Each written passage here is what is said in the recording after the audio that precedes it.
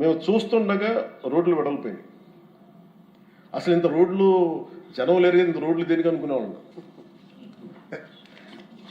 అంటే 4 కార్లే కదా 10 కార్లే వెళ్తాయి. బట్ ఆయన పాప ఆయన అందరినీ అప్పుడు పేపర్ బాగా చదువుతుంటే మాకు అర్థమయ్యేది. ఆయన అందరూ అంటూ ఉండేవాళ్ళు మాటలు, ఈ ఏంటి వరల్డ్ బ్యాంకుతో కుమ్మక్కైపు చేశారంటే అది ఈజీగా ఉంటుంది ఆ మాట అనేయటం, కానీ దాని విలువ ఈ generation అనుభవిస్తుంది.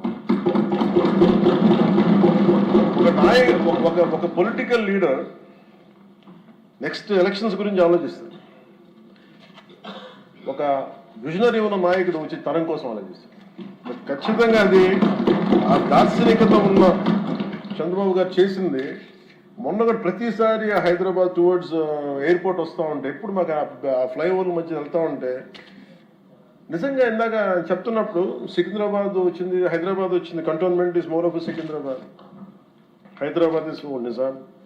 But Cyberabad it's one man's creation. అది మనం యాక్సెప్ట్ చేస్తే అది మనకి చాలా మందికి అది నచ్చచ్చు నచ్చకపోవచ్చు, కానీ ఒక రియాలిటీని యాక్సెప్ట్ చేస్తే, ఎందుకంటే అది కూర్చోబెట్టి ఆయన కూర్చొని డిజైన్ చేశారు. ఒక కాన్సెప్ట్ చేసి దాన్ని ఇంతమందితో ఇబ్బంది పడి అందరి చేత మాటలు అనిపించుకొని ఒకసారి రోల్ చేసిన తర్వాత దాన్ని ముందుకు తీసుకెళ్ళిన తర్వాత అది దాన్ని ముందుకు తీసుకెళ్ళడం ఎవరికి ఫస్ట్ ఎవరు పెట్టగలరు?